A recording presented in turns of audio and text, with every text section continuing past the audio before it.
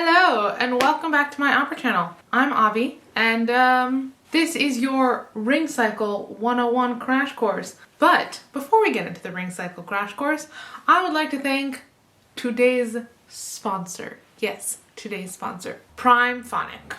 Primephonic is so much more than just a music streaming service. It's an educational platform to grow your knowledge in classical music and take you down long adventures to rediscover what you love or completely forgot existed. And above and beyond everything else, the sound quality on Primephonic, oh my, I forgot how beautiful music can sound. Like you can hear the difference. It's absolutely incredible. What I really love about Primephonic as well, that under every composer you can get like a little blurb about the composer, and that way you can not only listen to their music but learn about the person who wrote the music and what else they did. It will then also link you to other musicians from that same time period so you can really understand that time period of music. Primephonic is a wonderful platform because it is made by classical musicians or people who love classical music and understand classical music, and the categorization to help you find exactly what you're looking for. Oh my goodness, so much stuff is on there, really. I have been loving it so much because I get to listen to all this music that I either forgot existed or didn't even know, and it was like just, it's not playing only the repeats of like the most popular music out there. You can really dig deep into composers and performers, and you can even listen to playlists that were curated by your favorite artists out there. But the best part is that if you use my code AVIGREEN, you not only will get a 14-day free trial, but you'll also get two free months. 2 free months of music listening. That's a lot of music listening. You can go check it all out. It's all in the information box below. I hope you enjoy, and I can't wait to hear what you've been listening to. And back to the Ring Cycle now, which you can also learn more about if you come to Primephonic. See you on Primephonic.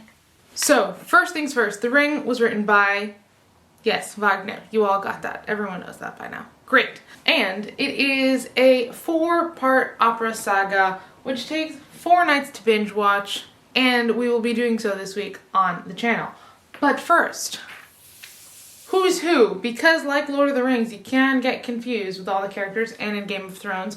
So, to prevent that, I have created this for us.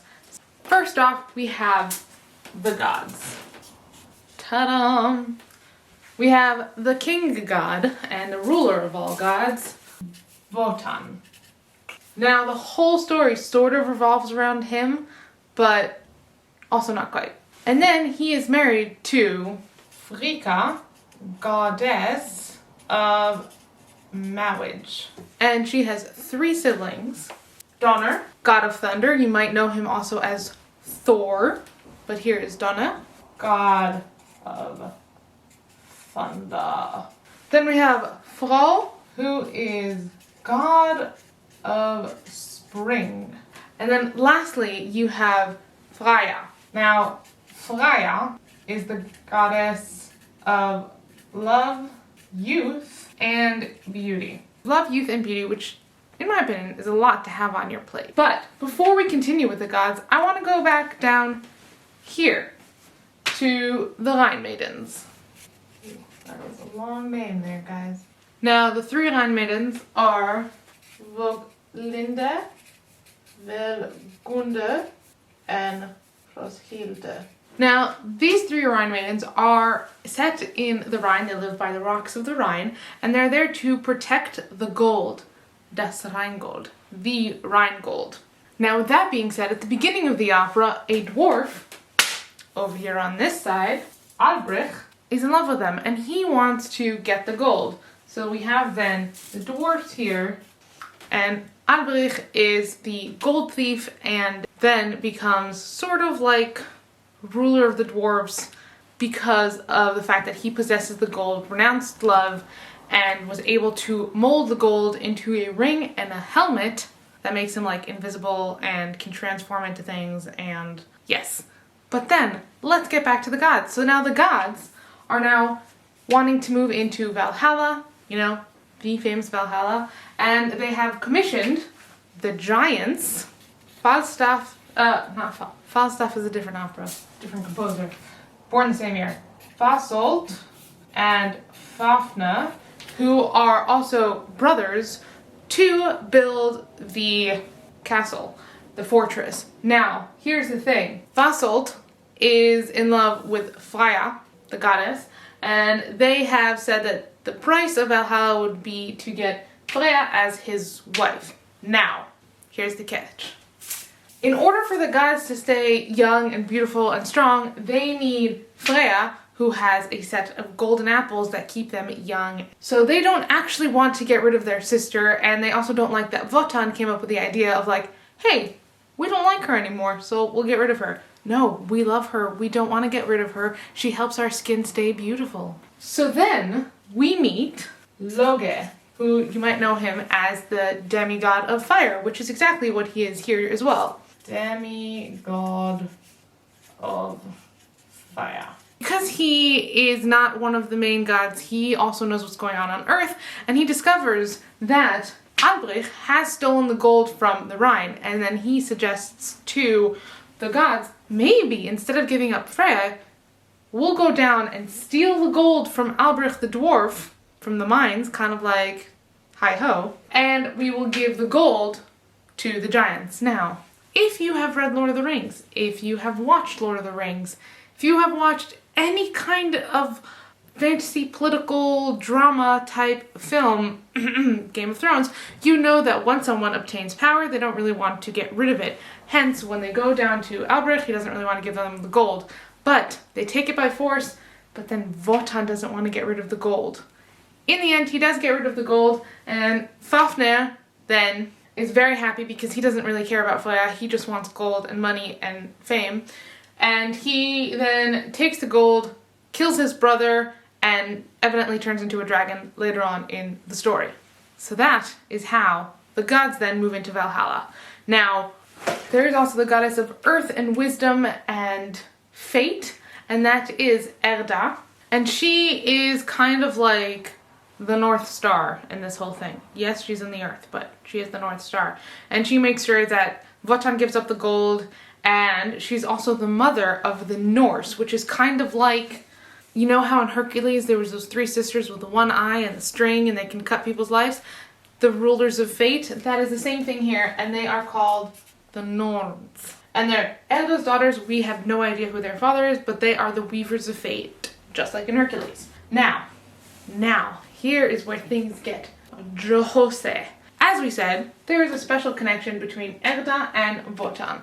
Erda and Wotan have had an affair, even though that Wotan is married to the goddess of marriage and loyalty. He cheats on his wife and has an affair with Erda and gives birth to the famous 8 Valkyries. Needless to say, in the opera The Valkyries, you discover how pissed off Fricka is about this whole situation.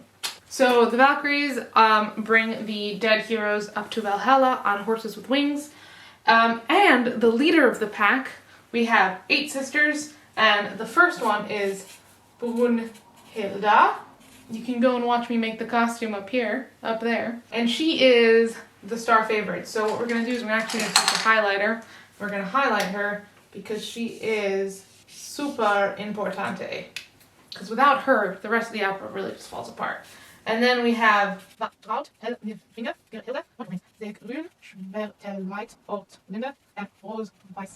really, you can forget about the rest. I mean, not if you're a singer and you want to sing any of those, because it's a great world to sing if you can. But really, Brunhilde is the only one that we actually come back to. Between operas 1 and 2, so between Das Rheingold and Die Valkyrie, Wotan comes up with this whole massive plan to get the ring back, because he really wants the ring. Even though he's given it up, he still wants it, because Alberich did curse it back when he stole it from him. He was like, you will forever want this, and anyone who gets it will die.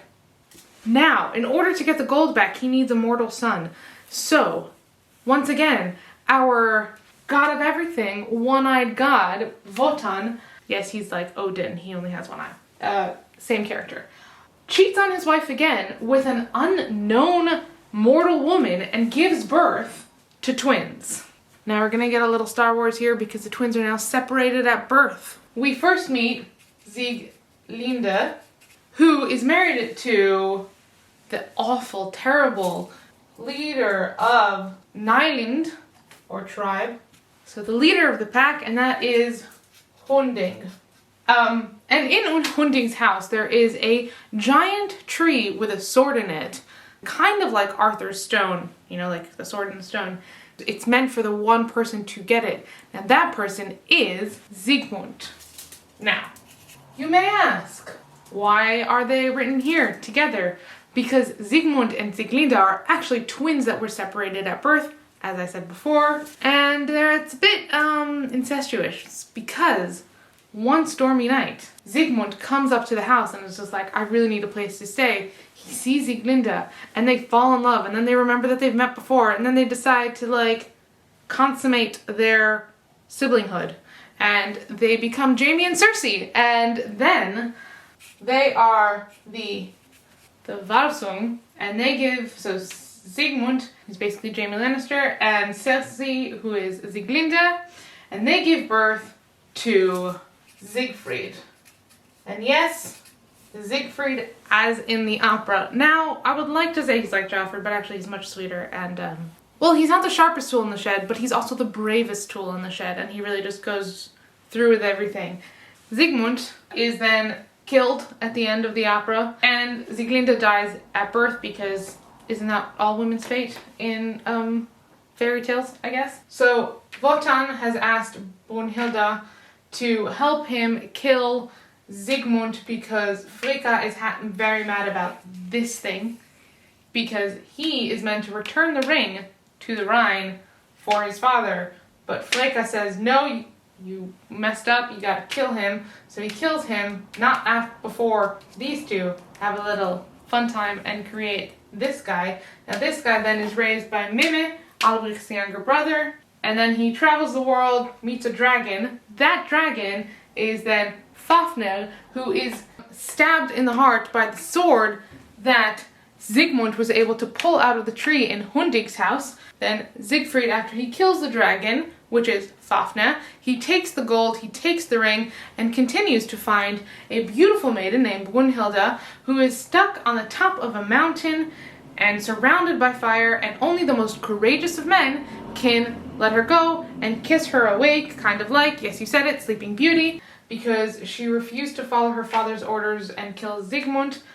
And with that, Brunhilde is awakened. He gives her the ring as like, oh, by the way, I found this beautiful ring. Do you want it? And she says, yes. Oh my god.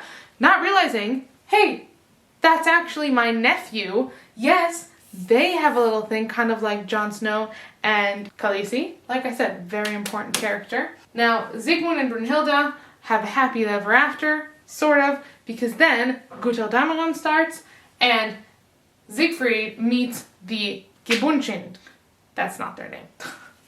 Siegfried meets the Gibhun, and they have the king, who's Gunther, or Gunther, his sister, Gudrun, and then their half-brother, Hagen, who is only their half-brother because his father is Albrich.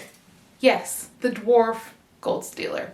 So, Siegfried meets them. Gudrun seduces him because they know he has the ring and they want to get the ring back because Hagen Albrecht. They are successful. They get Brunhilde to come off of the rock, get the ring from her, and then they kill Siegfried, but not before Brunhilde is able to return the ring to the Rhine. So, that is all of our cast of characters. Okay, key plot points.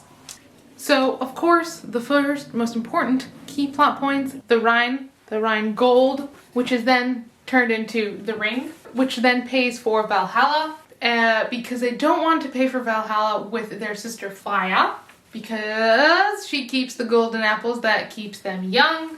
Then, obviously, the sword in the tree.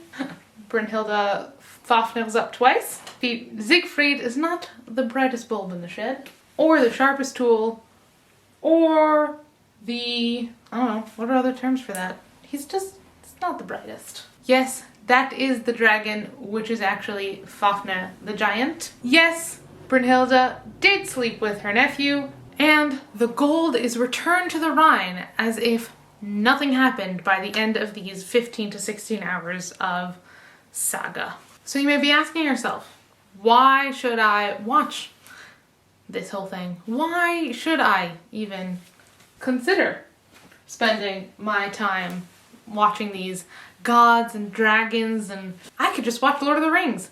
Yes, you could, but the story is just that ever so slightly different. And you will also discover how the musical elements that were helped to make the story happen have really transformed the way we compose for film today, and so different than any opera that you will see. Because unlike any other opera, words don't really repeat themselves here, so it's very much like a movie. It's very cinematic, it's very exciting because you get there and you see the political drama go as it does, and it doesn't really repeat itself like many other operas that we are familiar with or do. I think give it a try. See it at least once in your life before you mark it out.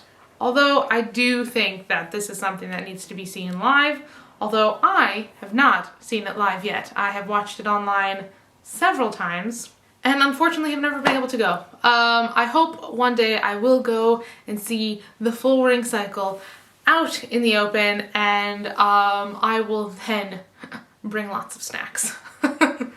Okay, that's all folks. Thank you so much for watching. I hope you enjoyed this little video, and I can't wait to share with you the plot details in full throughout this week. And thank you again to Primephonic for sponsoring this video, and all of their information is linked down below. If you would like to see more from me, don't forget to like, comment, and subscribe, and hit that little notification bell so you can be notified when I make a new video. And if you'd like to support my work, check out my completely free newsletter down below so you can be updated whenever something happens, or you'll see a little bit more behind the scenes. Or you can check out my Patreon, where you will see even more behind the scenes things and private access and a live stream once a month. It's a lot of fun. Anyway, that being said, goodbye. I go now. Have a great week. Drink lots and lots of tea, maybe not scalding hot so you don't burn the inside of your mouth. If you are watching at home, watching live, or studying in a role, use the hashtag DivaStudies and let me know what you're doing. And maybe, who's your favorite character? Haha! I did stay up last night to make this more easy to write, but then I still made spelling mistakes because that's me. Goodbye.